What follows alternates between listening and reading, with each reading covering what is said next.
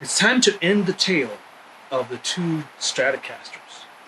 So this was the one I originally set out to build, a Partscaster, where I got a decent quality body and a decent quality neck and some decent hardware and put it all together and make a decent guitar. However, when I was shopping for this project, I made a few mistakes and first of all, I bought a body that was way too light, and it ended up as this guitar. I call this the Partscaster and this the Frankenstrat. This one's pretty straightforward. I painted it black. I put black hardware on it. It's all pretty standard. I got the pickguard preloaded, and I bought all of this on either Amazon or AliExpress. Pieced it together.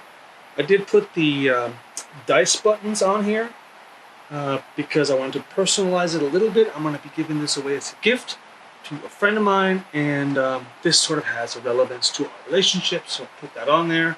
And of course, locking tuners, because standard tuners, I felt like this needed just something out of the ordinary.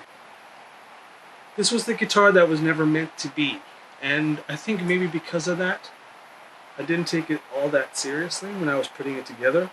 I had this outrageous pickguard here, so I decided, hey, why not try to install a kill switch for the first time ever. I did that, and it works just fine. I recycled some old Alnico 5 pickups from Strat that I had, and they sound really nice. They actually sound better in this guitar than they did in the old Squier they were in. And I attribute that to maybe the extremely light weight of this body. I don't know, this wood, I don't know what it is. It could be balsa wood for all I know, as I've said in the previous video.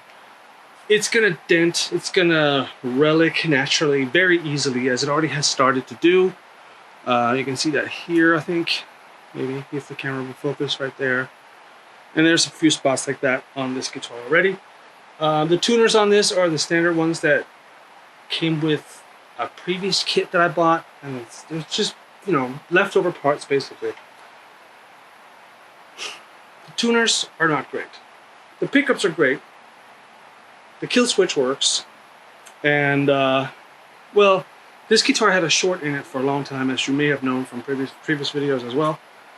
I did finally figure out how to solve that issue, but that delayed this whole project for a long time, and because of that, I kind of hated this guitar for a long time. Now I like it, because once I put it together and I actually played on it, it's very comfortable to play.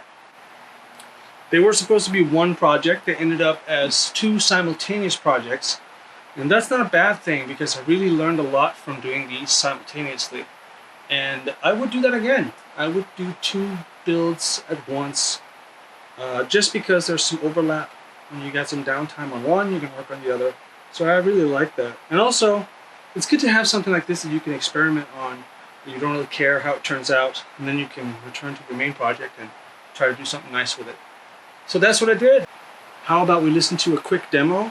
I recorded something where I mixed these two together, and like a minute or so, I'll be playing rhythm and lead on both of them, and yeah, you can check it out for yourself.